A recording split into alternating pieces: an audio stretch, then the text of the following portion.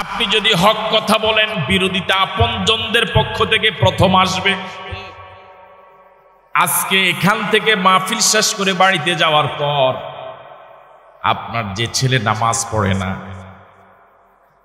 ওই ছেলেকে ডেকে যদি বলেন, আমার একজনের জীবন চলার জন্য আর কত টাকারই প্রয়োজন, তোদের জন্যই তো সারাটা জীবন কষ্ট করলাম।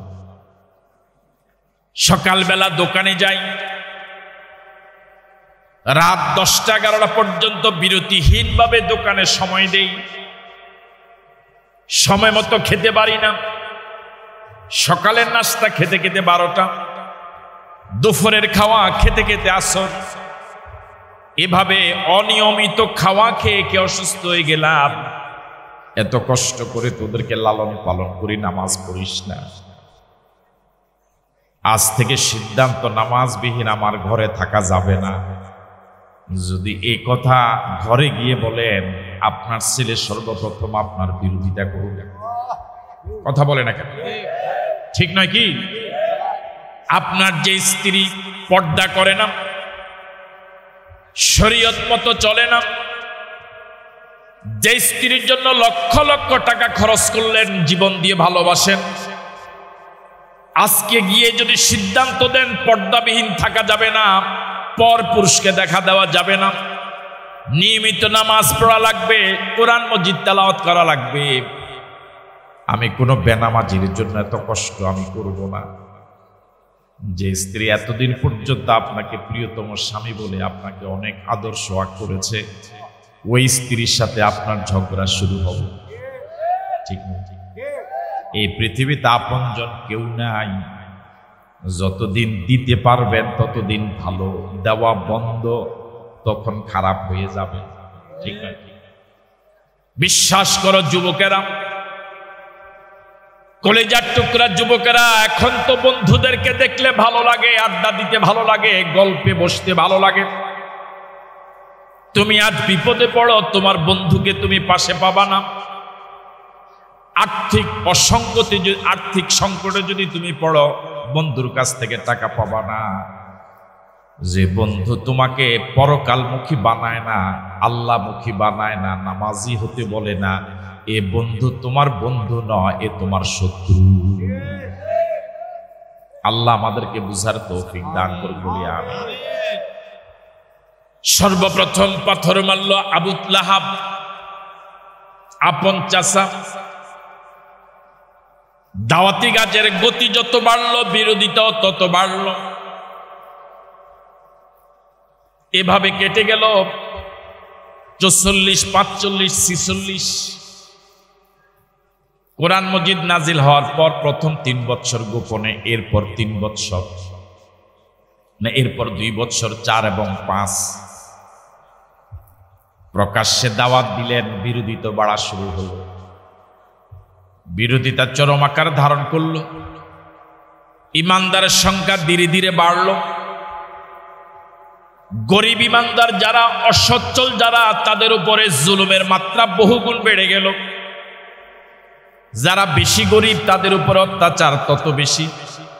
আসলে গরিব যারা, কোনো সময় তাদের সমাজে তেমন মানুষ মূল্য দিত না। ঠিক কিনা?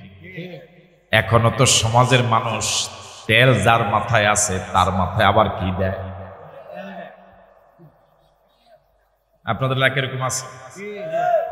গরিবদের মূল্য কোথাও নাই। এমনকি যে বাবার 5 সন্তান, 1 সন্তান অসচ্ছল গরিব, 4 সন্তান লক্ষ লক্ষ টাকার মালিক, মা এবং বাবার কাছে ওই গরিব সন্তানের কদর নাই। কথা কয় না? আছেন আপনারা? গেছেন না? 5 ভাইয়ের ভিতরে যে ভাইটা গরিব, 4টা ভাই সচ্ছল, অনেক টাকার মালিক।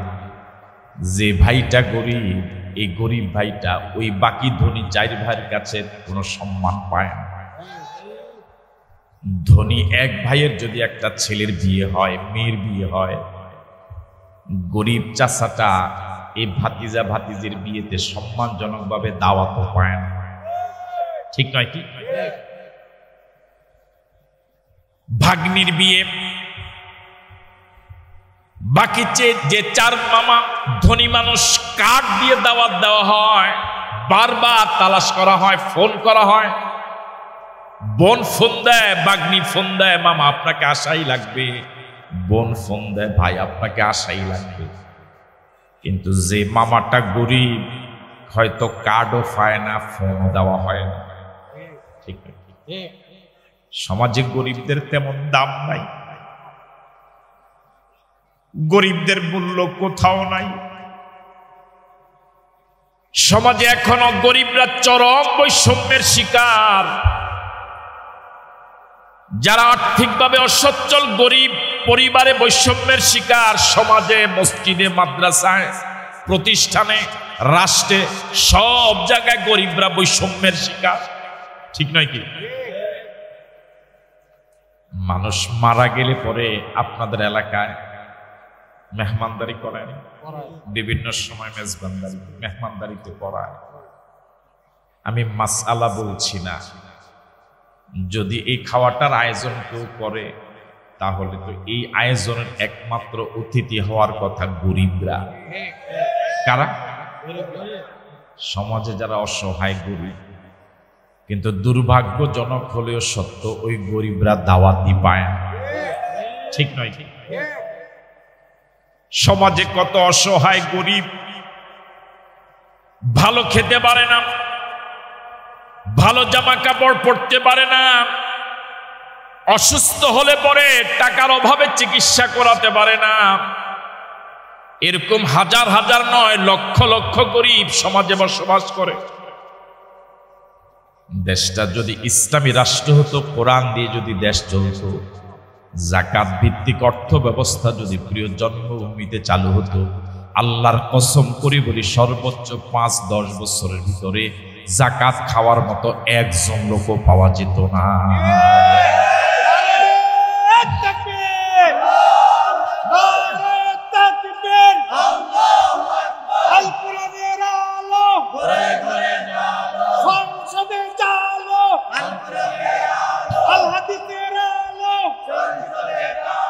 আমার ভাইয়েরা, পীরের কাছে ধনী মুরিদের দাম বেশি, শিক্ষকের কাছে ধনী ছাত্রের দাম বেশি, বক্তার কাছে টাকাওয়ালা আয়োজকের দাম বেশি, নেতার কাছে ধনী কর্মীর দাম বেশি। ঠিক নয় কি? দোকানদারের কাছে ধনী কাস্টমারের কদর বেশি। পীরের কাছে গরিব মুরিদের কোনো দাম নাই। শিক্ষকের কাছে গরিব ছাত্রের তেমন কদর নাই। বক্তার কাছে গরিব আয়োজকের কোনো দাম নাই। নেতার কাছে গরিব কর্মীর তেমন দাম নাই। ইমামের কাছে গরিব মুসল্লির তেমন কদর নাই। ঠিক নয় কি? মেয়ের বাবার কাছে গরিব পাত্রের কোনো দাম নাই। ঠিক নয় কি? আল্লাহ সমাজের দেশে যাদেরকে তুমি গরিব বানিয়েছ, আল্লাহ পরকালে তুমি তাদেরকে ধনী বানাইয়া দিবে। যে সকল সাহাবায়ে কেরাম ঈমান এনেছিলেন, গরিব তাদের উপরে জুলুম মারাত্মক আকার ধারণ করলো। এমন অবস্থা, মক্কায় আর থাকার মতো কোনো পরিবেশ নাই। আল্লাহর নবীর কাছে এলেন, রাসূল করিম সাল্লাল্লাহু আলাইহি ওয়াসাল্লামকে জালেমদের জুলুমের বয়ান দিলেন। রাসূল করিম সাল্লাল্লাহু আলাইহি ওয়াসাল্লাম নিজেও তো মাজলুম। এই মাজলুমদের পাশে দাঁড়াবার মতো তার কাছে তেমন রাষ্ট্রীয় ক্ষমতাও তো নাই। আল্লাহর নবী পরামর্শ দিলেন, এদের অত্যাচার যদি তোমাদের অসহনীয় হয়, তাহলে হিজরত করে যেতে পারো মক্কা ছেড়ে। আমার জানা মতে আবিসিনিয়া নামক একটা রাষ্ট্র আছে, যে রাষ্ট্রে একজন বাদশাহ আছে যার নাম নাজ্জাশী। আমি যতদূর জানি ওই নাজ্জাশী বাদশাহ, তার দেশে যদি কেউ মেহমান হয়, সে মেহমানদেরকে ভালো মেহমানদারি করে, ভালো মানুষ। প্রিয় নবীর এই পরামর্শ পাওয়ার পর সর্বপ্রথম 15 সদস্যের একটা গ্রুপ মক্কা ছেড়ে আবিসিনিয়া হিজরত করেছিলেন। কয়জন? কথা বলেন, কয়জন? এই 15 জনের ভিতরে 11 জন হলেন পুরুষ, 4 জন হলেন মহিলা। মনোযোগ দিয়ে শুনেন। সর্বপ্রথম নিজের জন্মভূমি ছেড়ে হিজরত যারা করেছিলেন তার ভিতরে 4 জন হলেন মহিলা। কয়জন? এরপর দ্বিতীয় পর্বে 86 জন হিজরত করে আবিসিনিয়ায় গেলেন।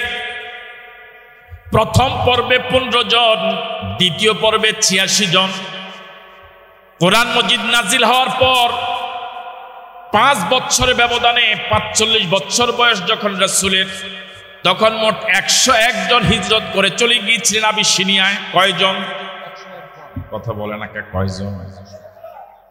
এই 101 জন মক্কায় তাদের ঘর বাড়ি ছিল, গরিব হলেও একটা ঠিকানা তো ছিল, জায়গা জমিন কম হলেও তো ছিল, ঠিক না?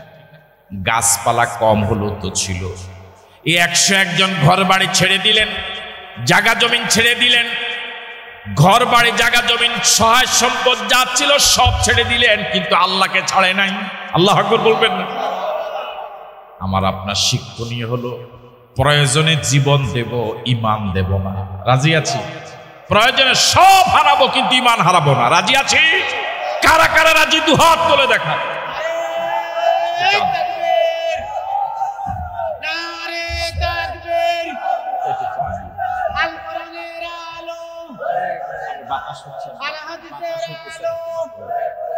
আমার ভাইয়ারা, কোরআন নাজিল হওয়ার পর কয় বছর গেল?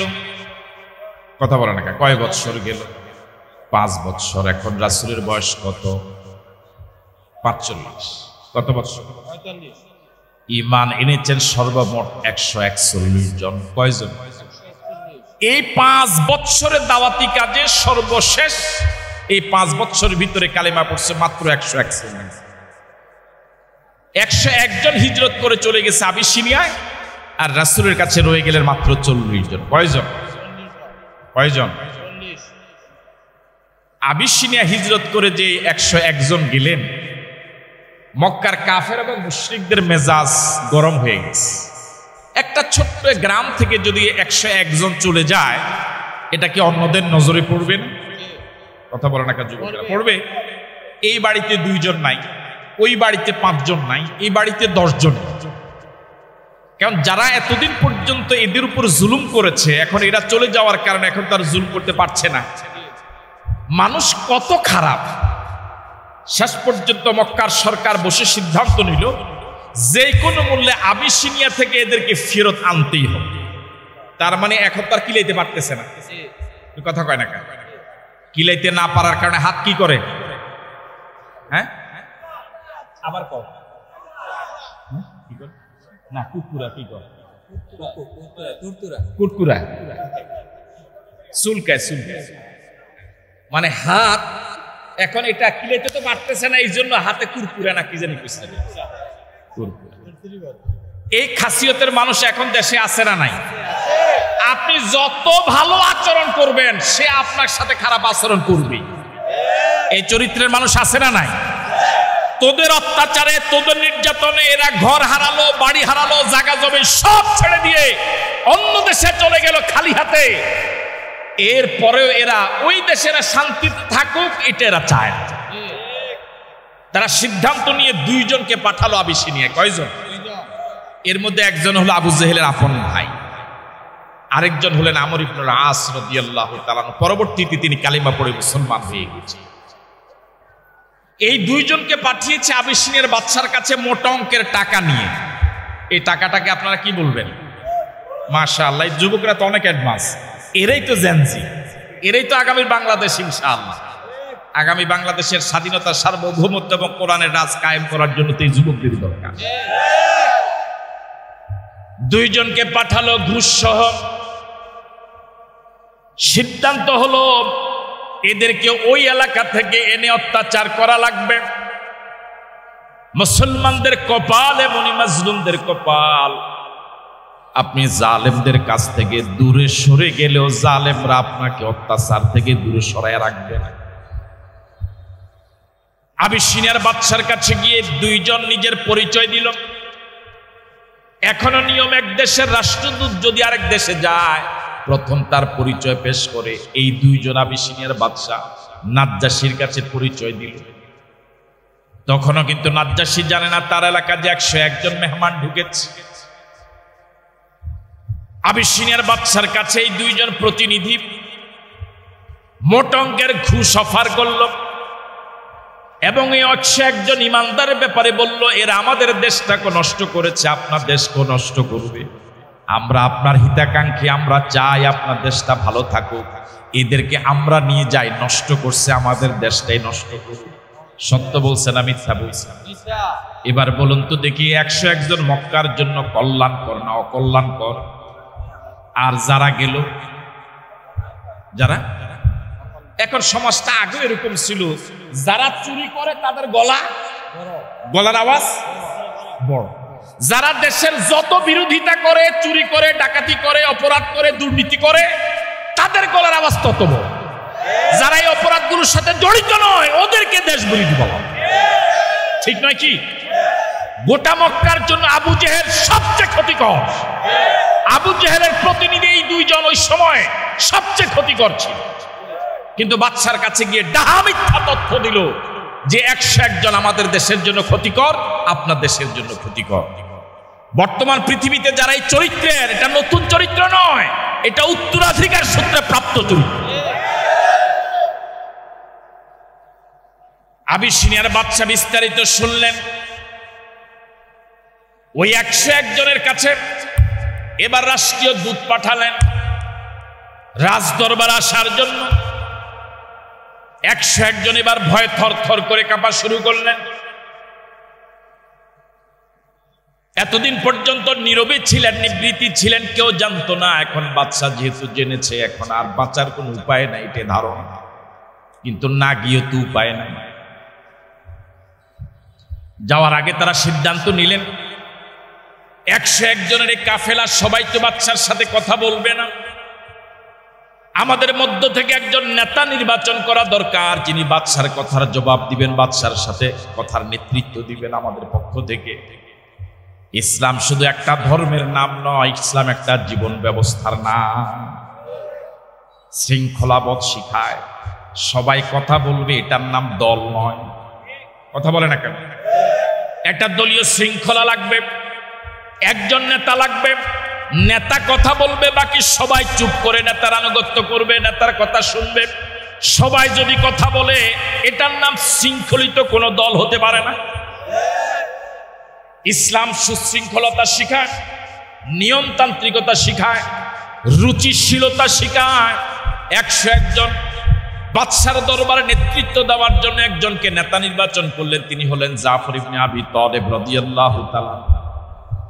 হযরত আলী রাদিয়াল্লাহু তাআলা আনহু ভাই, রাসূলের চাচাতো ভাই। রাজদরবারে গেলেন, কেন আসলেন প্রশ্ন করা হলো, জবাব দিলেন। রাসূল করিম সাল্লাল্লাহু আলাইহি ওয়াসাল্লাম সম্পর্কে বাদশা জানতে চাইলেন।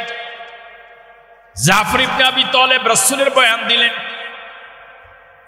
আল্লাহর নবী যে কোরআন মজিদ দিয়ে তাদেরকে দাওয়াত দেন, জাফর ইবনে আবি তালেব রাদিয়াল্লাহু তাআলা আনহুর কাছে বাদশা নাজ্জাশী এসে কোরআন শুনতে চাইলেন। বাদশার দরবারে জাফর ইবনে আবি তালেব রাদিয়াল্লাহু তাআলা আনহু সূরা মারইয়ামের 1 থেকে 10 আয়াত তেলাওয়াত করে শোনান। জাফর ইবনে আবি তালেব বাদশার দরবারে সূরা মারইয়ামের 10 আয়াত তেলাওয়াত করছিলেন।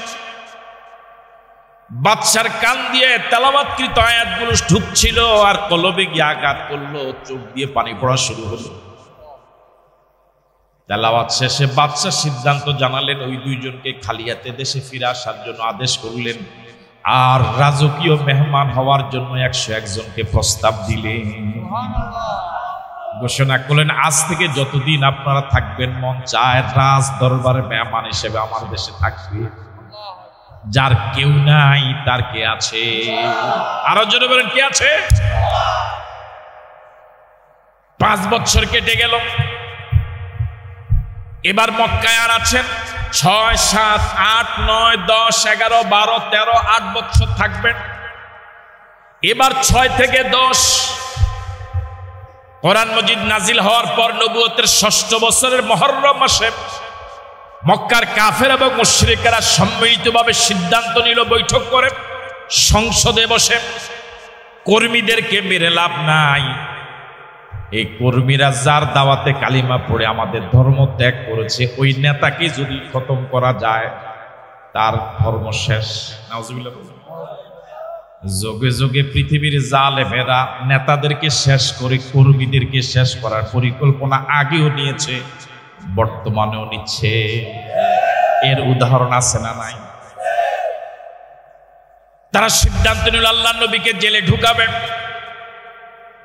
আল্লাহ নবীকে ওরা সম্মিলিত সিদ্ধান্ত নিয়ে জেলে ঢুকালো। শিয়াবে আবি তালেব জেলখানার নাম।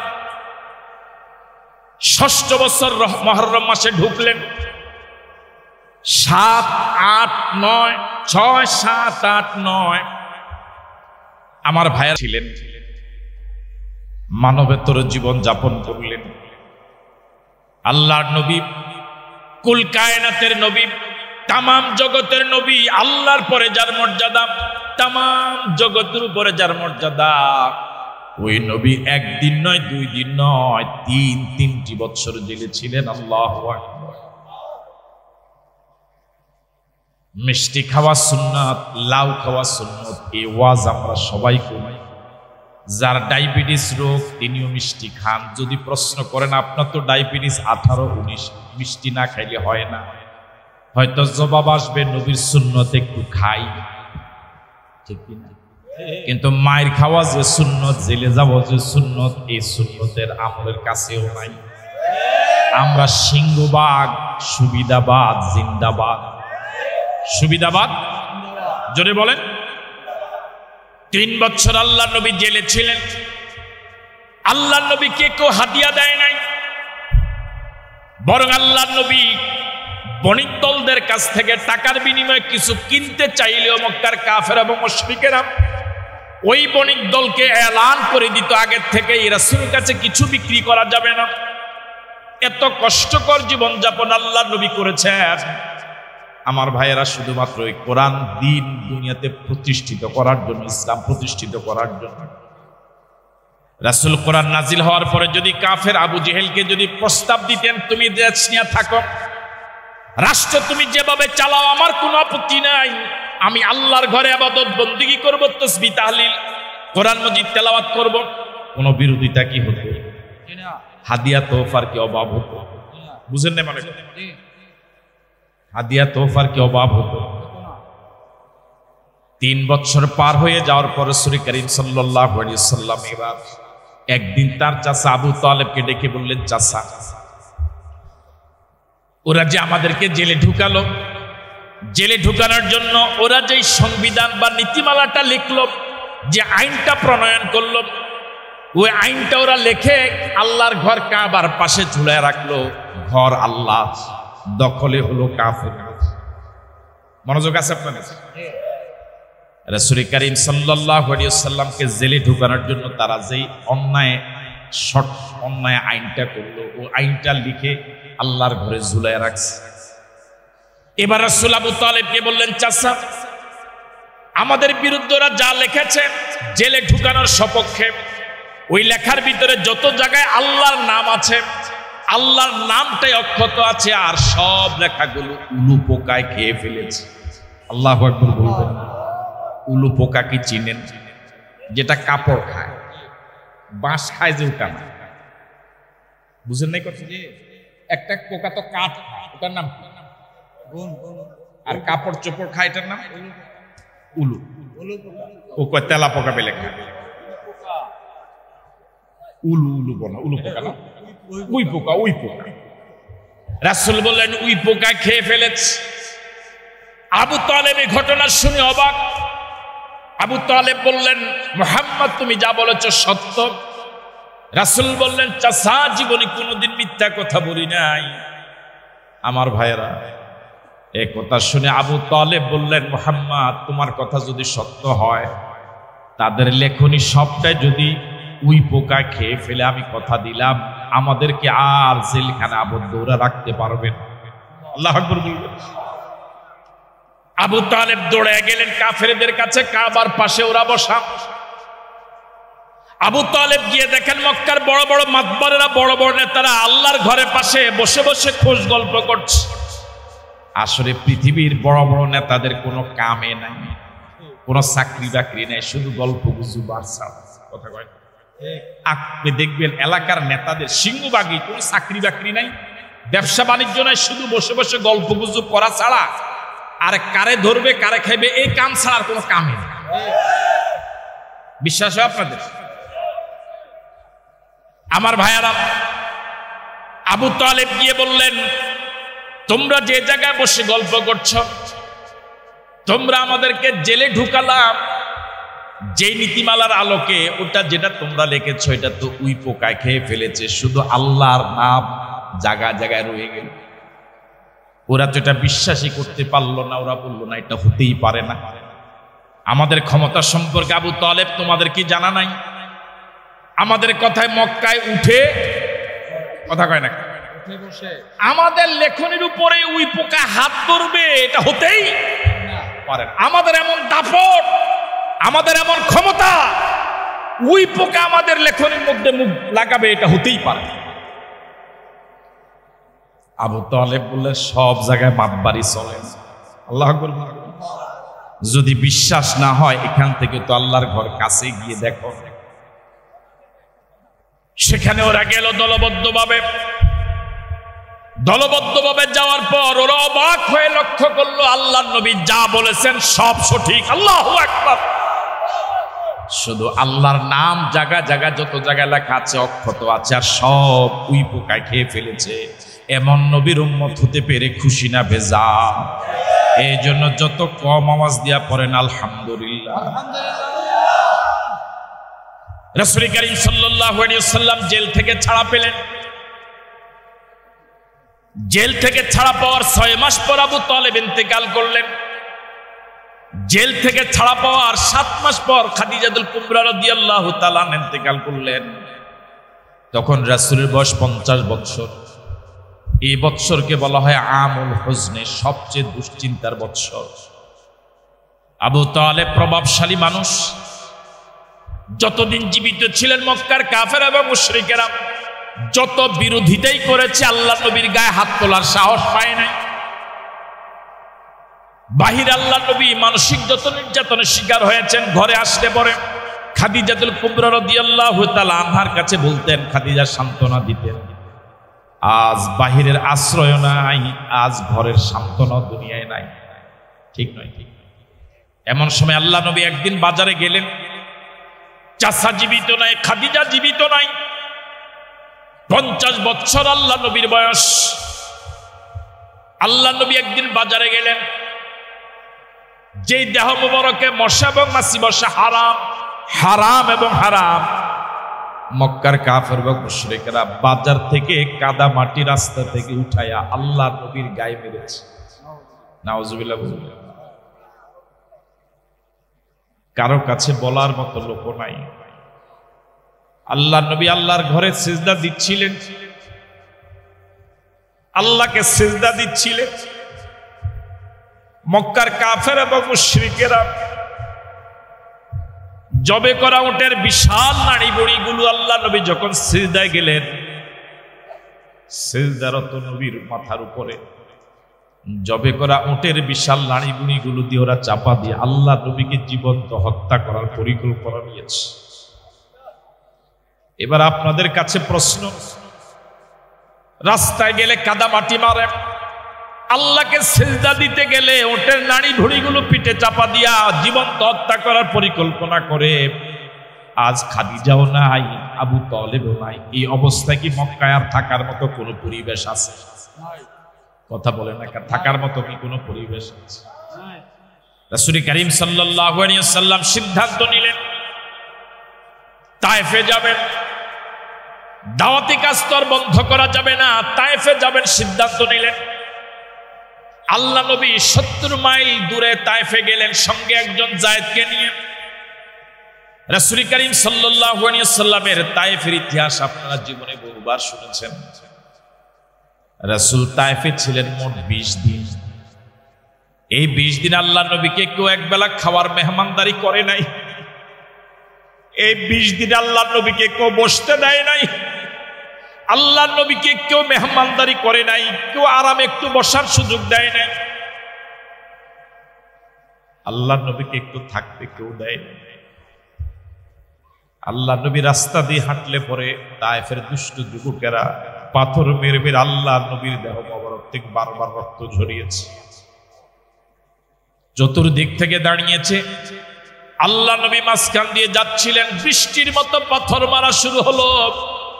আল্লাহ নবী পাথরের আঘাতে আঘাতে বেহুশ হয়ে জমিনে পড়ে গেলেন। এত বেশি রক্ত ঝরেছে দেহ মোবারক থেকে, শরীর থেকে রক্তগুলো দেহ মোবারক বেয়ে বেয়ে জুতার ভিতরে ঢুকে পায়ের সাথে জুতা মোবারক সিমেন্টেড হয়ে গিয়েছে, আলাদা করা যাচ্ছিল না। এবার আপনাদের কাছে প্রশ্ন, এখন এই অবস্থা কি তায়েফও থাকা যায়? আমি বুঝতে পারছি না, মনে হয় তায়েফও কি থাকা যায়? মক্কার যাদের অত্যাচারে তিনি তায়েফে আসলেন, ওরা যদি শুনে তায়েফে গেছে সেখানেও মাইর খাইছে, মক্কার লোকদের সাহস কমবে না বাড়বে? ও যুবকেরা, ও কলেজার টুকরা যুবকেরা, একটু কল্পনা করো তামাম জগতের নবী কত কঠিন অবস্থা জীবনে তার গেল। নিজের জন্মভূমিতে থাকতে পারেন না। মক্কা তার নিজের বাবার বাড়ি, দাদার বাড়ি, মক্কা তার শ্বশুর বাড়ি, মক্কা তার নানার বাড়ি, মক্কা তার পৈতৃক সম্পদ, এখানে তার ঘর বাড়ি সব এখানে, ওরা থাকতে দিল না। তায়েফে গেলেন, সেখানেও থাকতে দিল না। কত কষ্ট করলেন রাসূল ইসলাম প্রতিষ্ঠিত করার জন্য, প্রচার করার জন্য। আল্লাহ নবী এখন করবেনটা কি? মক্কায় বাসবেন কিভাবে? মক্কার বর্ডার তো পার হয়ে গেলেন, তায়েফে বা থাকবেন কিভাবে? ওরা তো থাকতে দেয় না। আল্লাহ নবী মক্কা এবং তায়েফের বর্ডারে আসলেন, নামাজে দাঁড়ালেন, কেরাত পড়ছিলেন নামাজে। একে তো আল্লাহর কালাম তেলাওয়াত করছেন, সেই নবী যার উপরে কোরআন নাজিল হয়েছে, কত সুন্দর না মধুর না লাগলো তেলাওয়াত। রাসূলের নামাজরত অবস্থার পাশ দিয়ে একদল জিন যাচ্ছিল। রাসূলের তেলাওয়াত শুনে জিনদার সামনে যেতে পারল না, থমকে দাঁড়ালেন। বিমোহিত হয়ে আল্লাহ নবীর কোরআন মজিদ তেলাওয়াত শুনলেন। আল্লাহ নবীর তেলাওয়াত জিনদের অন্তর বিগলিত হয়ে গেল। নামাজ শেষ হওয়ার পর ওই দিন ওই দলে যত সংখ্যক জিন ছিল, সব জিনগুলো আল্লাহ নবীর কাছে ঈমান এর ঘোষণা দিল। সব জিন ঈমান এনে ফেলেছে। আল্লাহু আকবার। আমার ভাইয়েরা, কালেমার দাওয়াত দিতে গিয়েছিলেন তায়েফে, ওদের কপালে ঈমান জুটলো না। জিনদেরকে দাওয়াত দিতে যান নাই, জিনরা কালেমা পড়লো। আসলে ঈমান এটা কপালের ব্যাপার, ঠিক নয়? ঈমান এটা টাকার সাথে সম্পর্কিত নয়। ঈমান যদি এটা টাকার বিষয় হতো, বর্তমান পৃথিবীর সবচেয়ে ধনীদের একজন, শ্রেষ্ঠ ধনী বিল গেটস 1 নম্বর ঈমানদার হতো। গরিব মানুষ ঈমানদার হতে পারত না। ঈমান এটা ক্ষমতার সাথে সম্পৃক্ত নয়। ঈমান যদি ক্ষমতার সাথে সম্পৃক্ত হতো, তাহলে বর্তমান আমেরিকার প্রেসিডেন্ট ট্রাম্প 1 নম্বর ঈমানদার হতো, ঠিক নয়? কি ঈমান এটা কিসমতের ব্যাপার। আল্লাহ রাব্বুল আলামিন যে আমাকে আপনাকে এমন দামি ঈমানের অধিকারী বানালেন, ঈমানদার বানালেন, এটা আমার আপনার প্রতি মালিকের ছোট দয়া না বড় দয়া? দয়াটা যত বড়, তত আওয়াজ দিয়ে বলুন আলহামদুলিল্লাহ। আরো জোরে বলুন আলহামদুলিল্লাহ। আরেকবার বলুন আলহামদুলিল্লাহ। রাসূল এবার মক্কায় ঢুকবেন। সর্বপ্রথম একজনের কাছে প্রস্তাব পাঠালেন আশ্রয় দেওয়ার জন্য। প্রথম যাকে প্রস্তাব পাঠালেন তিনি রাজি হলেন না। দ্বিতীয় আরেকজনের কাছে প্রস্তাব পাঠালেন, তিনিও রাজি হলেন না। সর্বশেষ তৃতীয় আরেকজনের কাছে রাসূল প্রস্তাব পাঠালেন, আমি মক্কায় ঢুকতে চাই, আমাকে একটু আশ্রয় দাও। তিনি রাজি হলেন। সর্বশেষ যিনি রাজি হলেন তিনি মুতঈম ইবনে আদি, একজন বিধর্মী, কালিমা পড়েন নাই। আল্লাহ নবীকে আশ্রয় দেওয়ার জন্য রাজি হয়ে গেলেন। আল্লাহ নবী তার আশ্রয় মক্কায় ঢুকলেন, নিজের ঘরে ঢুকলেন। মুতঈম ইবনে আদি আল্লাহ নবীকে বললেন, আমি যে আপনাকে আশ্রয় দিয়েছি এটা তো মক্কার কাফের এবং মুশরিক যারা আছে ওরা তো জানা লাগবে, এটা তো আমার একটা ব্যক্তিত্বের ব্যাপার। রাসূল বললেন আমার করণীয় কি? বললেন আপনি আগামীকাল দিনের আলোতে আল্লাহর ঘর তাওয়াফ করবেন যতক্ষণ মন চায়। আল্লাহ আকবার। আল্লাহ নবী কিছুটা চিন্তিত হয়ে পড়লেন, আমি ওদের সামনে যদি আল্লাহর ঘর তাওয়াফ করি ওরা তো আমাকে বাঁচতে দিবে না, আমার উপর আক্রমণ করবে। মুতঈম ইবনে আদি বললেন আপনি ভয় পাবেন না, চিন্তিত হবেন না, আপনার যতক্ষণ মন চায় আপনি আল্লাহর ঘর তাওয়াফ করবেন। আমি এবং আমার সন্তানেরা আপনার তাওয়াফ শেষ না হওয়া পর্যন্ত নাঙ্গা তলোয়ার নিয়ে আপনার চারপাশে পাহারা দেব। জোরে বলেন না আল্লাহু আকবার। অনেক বিধর্মীয় ইসলাম এবং নবীর সহযোগিতা অনেক ভূমিকা পালন করেছে, আর অনেক মুসলমান নামধারীও মুসলমানদের বিরুদ্ধে সবচেয়ে ভূমিকা রাখছে, ঠিক নয় কি? আল্লাহ নবী আল্লাহর ঘর তাওয়াফ করলেন। মুতঈম ইবনে আদি নাঙ্গা তলোয়ার নিয়ে দাঁড়িয়ে আছেন সন্তানদেরকে সাথে নিয়ে। মক্কার কাফের এবং মুশরিকেরা সংবাদ পেল, দৌড়ে আসলো, চোখ বড় বড় করে ফেলল। পাশে দাঁড়ানো মুতঈম ইবনে আদি এবং তার সন্তানেরা তলোয়ার নিয়ে। মক্কার কাফের এবং মুশরিকেরা মুতঈমকে দেখে জিজ্ঞেস করলো, মুতঈম তুমি কি কালেমা পড়েছ? মুতঈম বললেন না, আমি কালেমা পড়ি নাই। তারা জিজ্ঞেস করলো, কালেমা যদি না পড়ে থাকো তাহলে যে তুমি পাহারা দিচ্ছ মুহাম্মদকে? মুতঈম মক্কার কাফের এবং মুশরিকদেরকে, ওই জালেমদেরকে দ্ব্যর্থহীন কণ্ঠে বলেছিল, আমি কালিমা পড়ি নাই কিন্তু আমি মুহাম্মদকে আশ্রয় দিয়েছি। জোরে বলেন আল্লাহু আকবার। আল্লাহ নবীর বয়স 50 পার হলো, আর 3 বছর থাকবেন তিনি মক্কায়। রাসূলের বয়স যখন 51, মদিনা থেকে হজ করতে যারা এসেছিলেন এর মধ্যে 6 জন আল্লাহ নবীর সাথে রাতের বেলা দেখা করলেন আকাবা নামক জায়গায়। এটাকে বলা হয় আকাবার প্রথম শপথ। কালিমা পড়লেন। রাসূলের বয়স যখন 52, মদিনা থেকে যারা আসলেন হজের সময় এবার তারা 12 জন রাসূলের সাথে দেখা করলেন। এটাকে বলা হয় আকাবার দ্বিতীয় শপথ। মনোযোগ আছে আপনার? রাসূলের বয়স যখন 52 তখন আল্লাহ রাব্বুল আলামিন রাসূলকে মেরাজে নিলেন। কোথায় নিলেন? 1 বছর পরে মদিনায় যাবেন রাসূল। মদিনায় যখন রাসূল যাবেন, মদিনায় গিয়ে তিনি রাষ্ট্রপ্রধান হবেন, দেশ চালাবেন। একটা দেশ চালাতে হলে যে পরিমাণ যোগ্যতার প্রয়োজন, যে পরিকল্পনার প্রয়োজন, যে পরিকল্পনাগুলো আল্লাহ রাব্বুল আলামিন দেওয়ার জন্য রাসূল করিম সাল্লাল্লাহু আলাইহি ওয়াসাল্লামকে মেরাজে নিয়ে গেলেন। সূরা বনী ইসরাইল দিলেন। নামাজ তো পেলাম আমার ভাইয়েরা, সেখানে অসংখ্য দফা রয়েছে যে দফাগুলো রাষ্ট্র পরিচালনার সাথে সম্পৃক্ত। আল্লাহু আকবার বলুন। এবার আর 1 বছর থাকবে আছেন রাসূল মক্কায়। রাসূলের বয়স এখন 53 বছর। মদিনা থেকে এবার অসংখ্য লোক আসলেন মক্কায় হজের সময়। এবার 1 জন নয়, 2 জন নয়, এবার রাসূলের সাথে দেখা করলেন ঠিক একই জায়গায় মোট 75 জন। কয়জন? প্রথম বছর 6 জন, দ্বিতীয় বছর 12 জন, সর্বশেষ বছর 75 জন। কয়জন? এই 75 জন আল্লাহ নবীকে দাওয়াত দিলেন, আর আপনি মক্কায় থাকার প্রয়োজন নাই, আপনি মদিনায় আসেন, আমরা আপনাকে ফুলের মালা দিয়ে বরণ করে নেব। আল্লাহ নবী রাজি হয়ে গেলেন, আল্লাহ পাকের নির্দেশে রাজি হয়ে গেলেন। ওরা আগে চলে গেল। আল্লাহ নবী বললেন তোমরা যাও, আমি পিছনে আসছি। আল্লাহ নবী এবার হিজরতের সিদ্ধান্ত নিলেন। সাহাবায়ে কেরামকে এলান করলেন তোমরা যে যেভাবে পারো মদিনায় চলে যাও। সাহাবায়ে কেরাম 1 জন 2 জন করে গোপনে সংগোপনে নিবৃত্তে একান্তে সব মক্কা ছেড়ে মদিনায় চলে গেলেন। হযরত ওমর ফারুক রাদিয়াল্লাহু তাআলা আনহু তিনি গোপনে গেলেন না, তিনি 20 জন সাহাবীকে সাথে নিয়ে একটা নাঙ্গা তলোয়ার হাতে নিয়ে মক্কাবাসীকে এলান করলেন, ও মক্কা লোকেরা, আমি খাত্তাবের ছেলে ওমর, আমি হিজরত করে মদিনা যাচ্ছি। কেউ যদি চায় তার স্ত্রীকে বিধবা বানাতে, তোমাদের মধ্যে কেউ যদি চায় তার সন্তানকে এতিম বানাতে, সেজন্য আমার সামনে আসে। এমন ঘোষণা হযরত ওমর প্রকাশ্যে দিয়েছিলেন, একজন ওমরের সামনে আসার সাহস পায় নাই। ইমানদার যখন সাহসিকতার সাথে ময়দানে নেমে যায়, ইসলাম বিরোধীরা লেজ গুটাইয়া পালা, ঠিক নয় কি?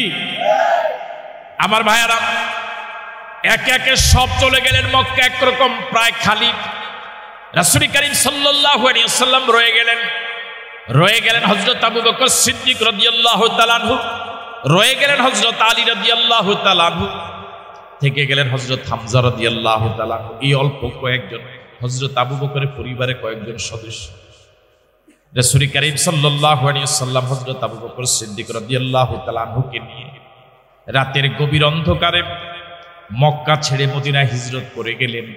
প্রায় 13 দিন পথ অতিক্রম করে, কণ্টকাকীর্ণ পথ অতিক্রম করে, 400 থেকে 750 কিলোমিটার পথ অতিক্রম করে রাসূল মদিনায় হিজরত করে গেলেন। আজ রাসূল মদিনার রাষ্ট্রপ্রধান হয়ে রাষ্ট্র চালাচ্ছেন। আল্লাহু আকবার। তাহলে কোরআন মজিদ নাজিল হওয়ার পরে রাসূল মক্কায় ছিলেন কত বছর? ভুলে গেছে। 13 বছর। মোট কয় বছর? তখন কারে পড়াইলেন কত বছর? কোরআন মজিদ নাজিল হওয়ার আগে 40 বছর, কোরআন মজিদ নাজিল হওয়ার পরে মক্কায় 13 বছর, মদিনায় 10 বছর, মোট 53 বছর। আমার মোট 63 বছর। রাসূল করিম সাল্লাল্লাহু আলাইহি ওয়াসাল্লামের জীবনটা ফুল বিছানো ছিল না, কণ্টকাকীর্ণ ছিল, কষ্টে ভরা ছিল। আজ আমরা যারা নিজেদেরকে নবীর উম্মত বলে দাবি করি, নবীর হাতের হাউজে কাউসারে পানি আশা করি, নবীর সুপারিশ পরকালে পাবো বলে আশা করি, আমার আপনার সামনে নবীর সুন্নাহগুলো আমার ভাইয়েরা অপমানিত হচ্ছে। নবীর সেই রেখে যাওয়া ইসলাম আজ প্রতিষ্ঠিত বাংলার জমিনে হতে পারছে না, বরং যারা প্রতিষ্ঠিত করতে চায় তাদেরকে বিভিন্নভাবে দমন করার চেষ্টা করা হচ্ছে। আমাদের দায়িত্ব হলো, যে নবী এত কষ্ট করেছেন ইসলামের জন্য, সেই নবী রেখে যাওয়া ইসলামকে বাংলার জমিনে প্রতিষ্ঠিত করার জন্য আমাদেরকেও জাত মাল খরচ করা লাগবে। রাজি আছি? আমরা কি চাই আমাদের প্রিয় বাংলাদেশে কোরআন দিয়ে চলুক, নবীর আদর্শ দিয়ে চলুক? এটা কি আমরা চাই? কোন ব্যক্তির আদর্শ নয়, আদর্শ হবে মুহাম্মদুর রাসূলুল্লাহর। কারো গোলামি নয়, গোলামি হবে কার? আওয়াজ দিয়ে বলেন কার? আর কারো আদর্শ নয়, আদর্শ মানতে হবে মুহাম্মদুর রাসূলুল্লাহ সাল্লাল্লাহু আলাইহি ওয়াসাল্লামের। রাজি আছি? কারা কারা রাজি আছি? দুই হাত তুলে কি দেখানো যায়? শেষ করে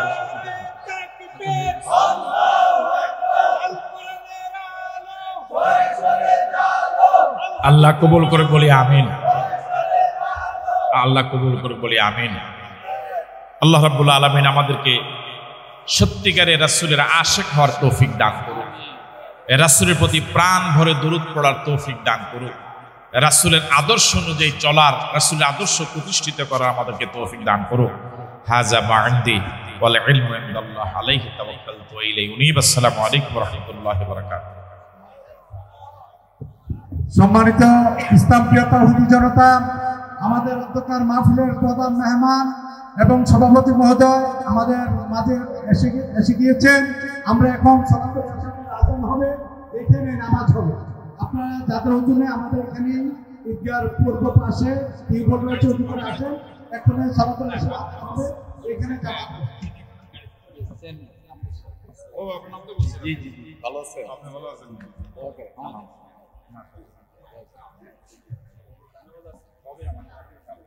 الله أكبر الله أكبر الله أكبر الله أكبر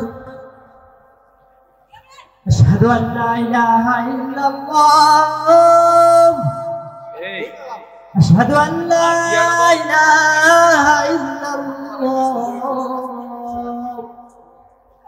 أشهد أن محمدا رسول الله أشهد أن محمدا رسول الله حي على الصلاة حي على الصلاة حي على الفلاح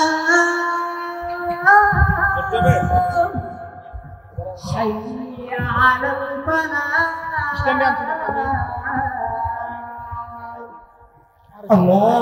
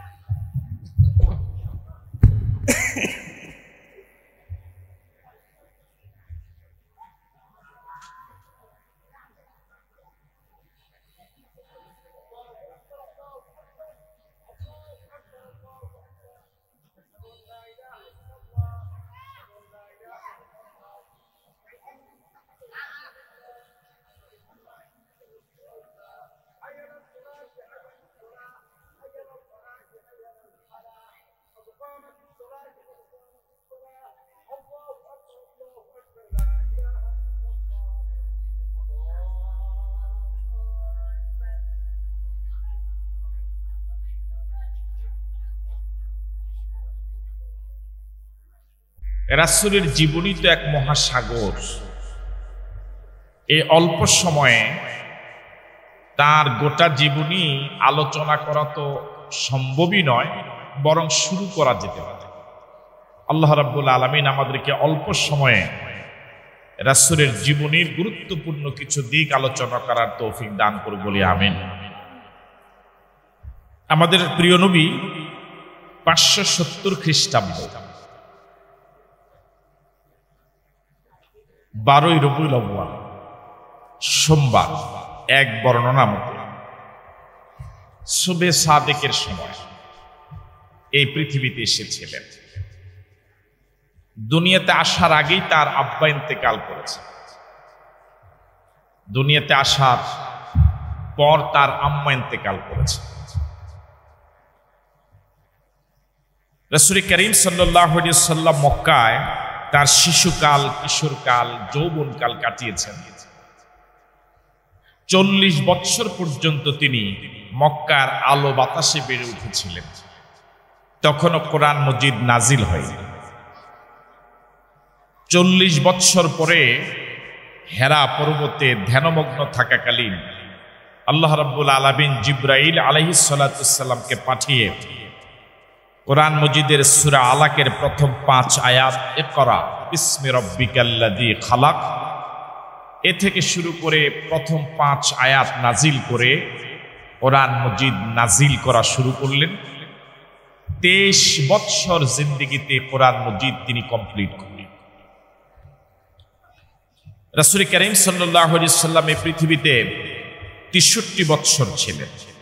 কত বছর? 63 বছর। ভিতরে কি আওয়াজ শোনা যায়? কথা বলা যাবে? কথা বলা যাবে? কত বছর ছিলেন? আওয়াজ দিয়ে বলুন। কোরআন মজিদ নাজিল হওয়ার আগে 40 বছর, কোরআন মজিদ নাজিল হওয়ার পরে 23 বছর। এবার বলুন তো আমাদের প্রিয় নবী পৃথিবীতে কত বছর ছিলেন? এখনো তো অনেকে বলেনি কত বছর ছিলেন। কোরআন মজিদ নাজিল হওয়ার আগে, কোরআন মজিদ নাজিল হওয়ার পরে। কোরআন মজিদ নাজিল হওয়ার পরে তিনি মক্কায় ছিলেন 13 বছর, মদিনায় ছিলেন 10 বছর। তাহলে টোটাল তিনি মক্কায় ছিলেন 53 বছর। কোরআন মজিদ নাজিল হওয়ার আগে 40, কোরআন মজিদ নাজিল হওয়ার পরে 13। কোরআন মজিদ নাজিল হওয়ার আগে রাসূল করিম সাল্লাল্লাহু আলাইহি ওয়াসাল্লাম মক্কার লোকদের চোখের সুরমা ছিলেন, মাথার তাজ ছিলেন। গোটা মক্কার অলিতে গলিতে, শহরে বন্দরে, গ্রামে গঞ্জে, হাটে বাজারে সর্বত্রই রাসূলের প্রশংসায় ওরা পঞ্চমুখ ছিল। গোটা আরবে রাসূলের বিরোধী একজন লোক ছিল। মক্কার সেই লোকেরাই রাসূলের সততা, বিশ্বস্ততা, আচার ব্যবহারে এত মুগ্ধ হয়েছিল, প্রিয় নবীকে মক্কার সেই লোকেরাই আল আমিন উপাধি দিয়েছে, সবচেয়ে বিশ্বস্ত। মক্কার কাফির এবং মুশরিকেরা আবু জেহেলকে নেতা মানত, কিন্তু আবু জেহেলের কাছে তাদের স্বর্ণ অলংকার, টাকা পয়সা আমানত রাখত না। তার কারণ মক্কার লোকেরা জানতো যে আবু জেহেলকে আমরা নেতা মানি বটে, কিন্তু সে 1 নাম্বার নেতা না, 2 নাম্বার নেতা। কি নেতা? ওরা যে বলে না।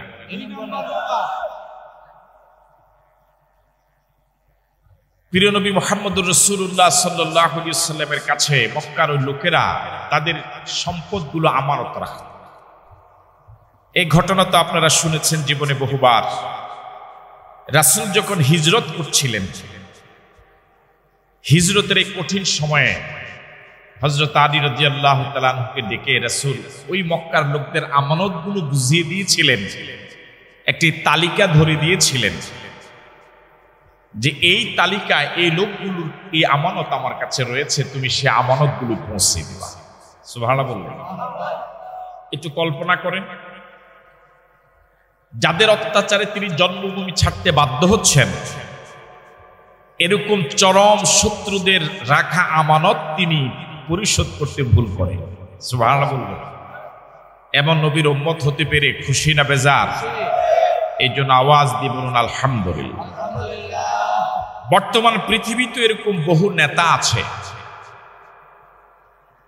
বর্তমান গোটা পৃথিবীতে এরকম অসংখ্য নেতা আছে যাদের কর্মীরা নেতাকে নেতা মানে, কিন্তু নেতাকে আমানতদার মনে করে।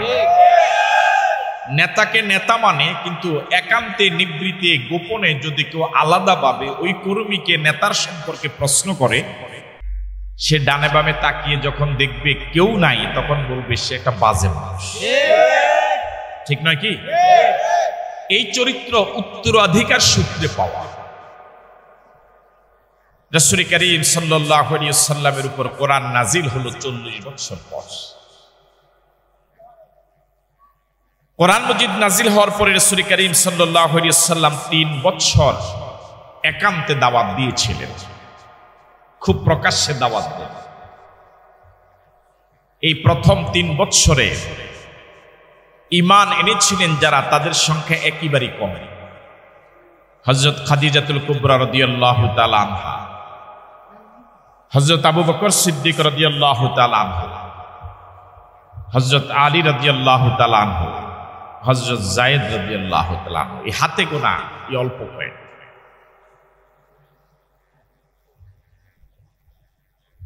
সর্বপ্রথম দাওয়াত দিয়েছিলেন খাদিজা রাদিয়াল্লাহু তাআলা আনহাকে। রাসূলের বয়স যখন 25, তখন তিনি বিয়ে করেছিলেন খাদিজা রাদিয়াল্লাহু তাআলা আনহাকে। তখন খাদিজার বয়স 40। কত বছর?